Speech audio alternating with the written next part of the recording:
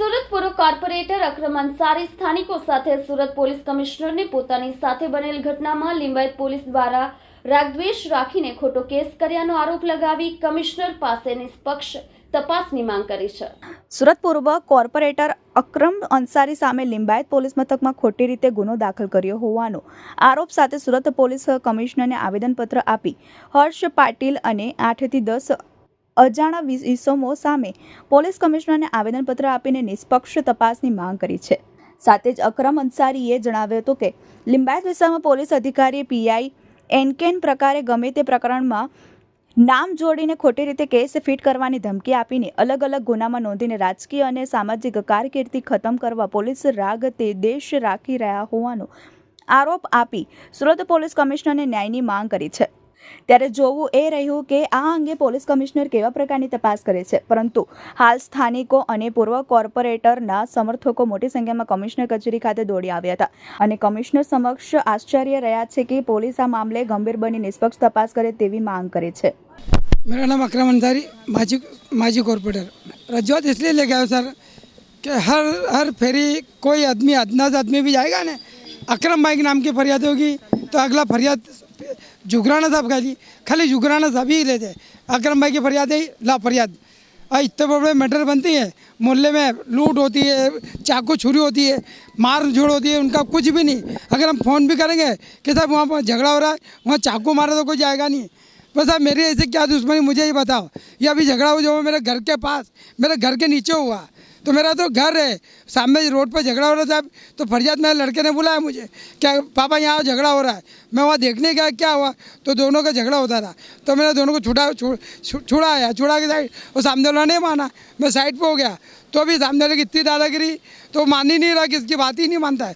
वो अपना परवाना करके परवाना भाई को मैंने छुड़ाया, परवाना भाई को मैंने छुड़ाया।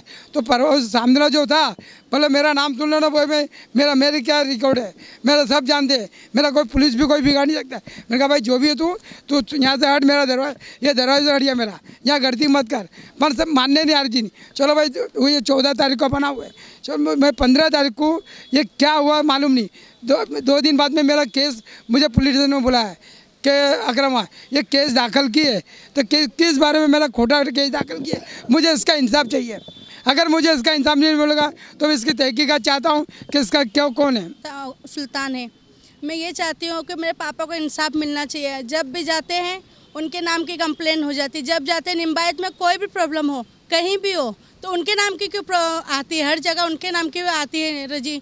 और जाओ तो उनके नाम का केस ले लेते तुरंत, और हम करते हैं सामने से तो वो नहीं लेते। तो ये क्या अकरम भाई का ही क्यों प्रॉब्लम है? और वो तो 10 का इंसाफ करते, वो 10 का फैसला करते। कब तक ये ऐसा चलेगा? और ये हम लोग को इंसाफ चाहिए। कमिश्नर ऑफिस में आए सर से इंसाफ लेने के, हम लोग को हमारे पापा का इंसाफ चाहिए। और अब तक सेंड किए, उनको भी हॉस्पिटल का प्रॉब्लम रहता है, उनको भी 4 वो लगा हुआ है, वॉल स्टैंड लगा हुआ है। हम लोग अब नहीं चाहते कि हमारे पापा को कुछ प्रॉब्लम आए। कुछ भी होता है निम्बायत में तो अकरम भाई, सिर्फ अकरम भाई, और भी तो लोग हैं निम्बायत में, कोई भी प्रॉब्लम है। अभी हुआ था किसी और का प्रॉब्लम हो रहा था मैटर, उसमें पापा समझाने गए किसी और के मैटर में। अब वो सामने वाला देखेगा छुड़ाएगा।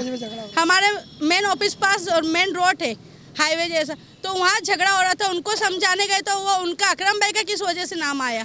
किसी और का झगड़ा हम क्यों सर पे ले, और हमारे पापा के नाम की क्यों अर्जी हुई, और किसी की होना चाहिए था। सोमवार को मेरे ऑफिस के पास एक झगड़ा हुआ था, मेन रोड के पास एक झगड़ा हुआ था। अब वो पब्लिक रोड पर झगड़ा हो रहा था। पब्लिक रोड का झगड़ा होने के बाद हम लोग ने सिर्फ उस झगड़े को हटाने गए, और उसमें मैंने मेरे पापा को फ़ोन किया कि झगड़ा हो रहा है, कि भाई झगड़ा आप आके देखो।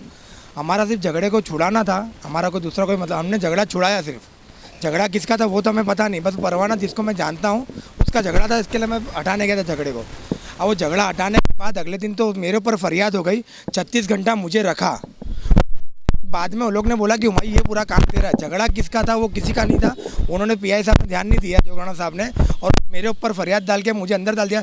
36 घंटे मुझे बिठाने के बाद भी क्या बोला कि अगर हुमायूं तेरा अगर ये पूरा मैटर नहीं खत्म होगा बोले, तो मैं तेरे को रिमांड मांगूंगा कोर्ट से, बोले कोर्ट से तेरी रिमांड लूँगा बोले, और तुझे पासे में डाल दूंगा बोले। मैं तो मुझे रीत सर की धमकी थी लिंबायत में, और मुझे रीत सर ये बोला गया कि हुमायूं तेरी जो दादागिरी तुम लोग लिंबायत में करते हो। तो हमने ये बोला कि सर हम लोग किस तरह की दादागिरी करते हैं। हम लिंबायत में कोई भी अच्छा काम होता है तो पहले हम लोग आगे आते हैं।